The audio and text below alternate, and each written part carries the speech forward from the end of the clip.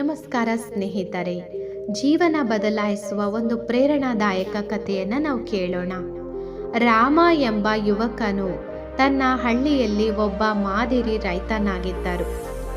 ಅವರ ಜಮೀನಿನಲ್ಲಿ ಕೃಷಿ ಮಾಡುತ್ತಾ ತನ್ನ ಪತ್ನಿ ಲಕ್ಷ್ಮಿ ಮತ್ತು ಮಗನ ಜೊತೆ ಸಂತೋಷದಿಂದ ಜೀವನ ಸಾಗಿಸುತ್ತಿದ್ದರು.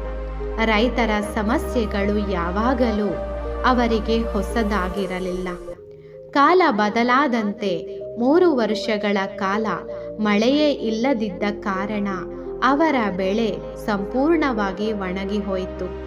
ಸಾಲ ತೆಗೆದುಕೊಂಡಿದ್ದ ಅವರ ಕೃಷಿಯಲ್ಲಿ ವಿಫಲನಾದ.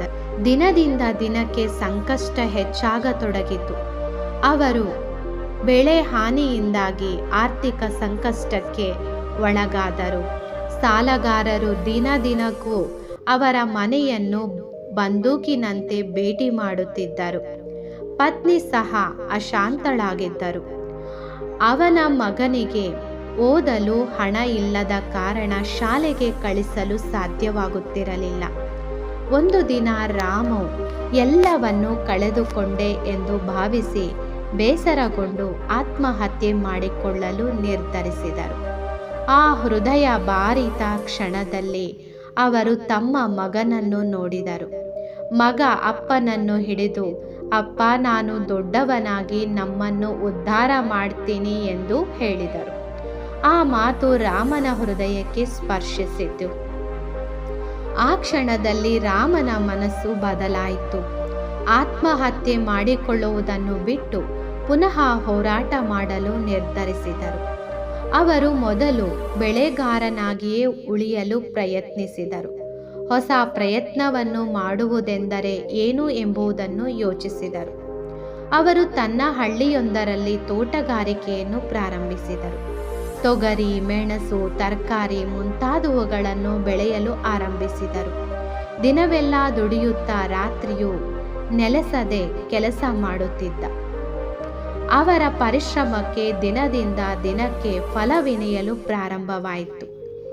ಅವರ ತೋಟಗಾರಿಕೆ ಉತ್ತಮ ಬೆಲೆ ದೊರಕತೊಡಗಿತು. ಜನರು ಅವರಲ್ಲಿ ನೇರವಾಗಿ ತರಕಾರಿಗಳನ್ನು ಖರೀದಿಸುತ್ತಿದ್ದರು. ದಿನೇ ಅವರ ಮಾರಾಟ ಹೆಚ್ಚಾಗುತ್ತಿತ್ತು.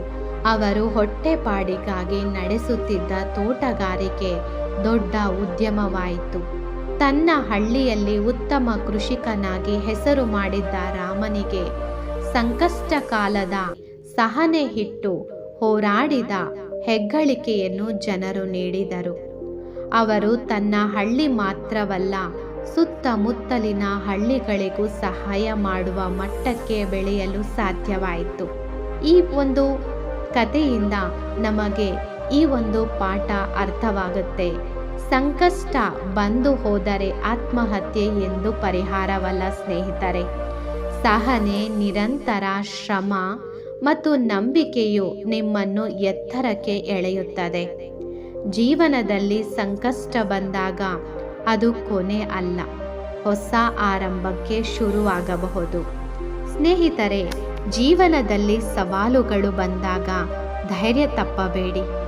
ತಾಳ್ಮೆ, ಶ್ರಮ ಮತ್ತು ನಂಬಿಕೆಯಿಂದಲೇ ದೊಡ್ಡ ಯಶಸ್ಸು ಸಾಧ್ಯ. ಓಕೆ, ಈ ವಿಡಿಯೋ ನೋಡಿದ್ದಕ್ಕಾಗಿ ತಮಗೆ ಧನ್ಯವಾದಗಳು. ನಮಸ್ತೆ.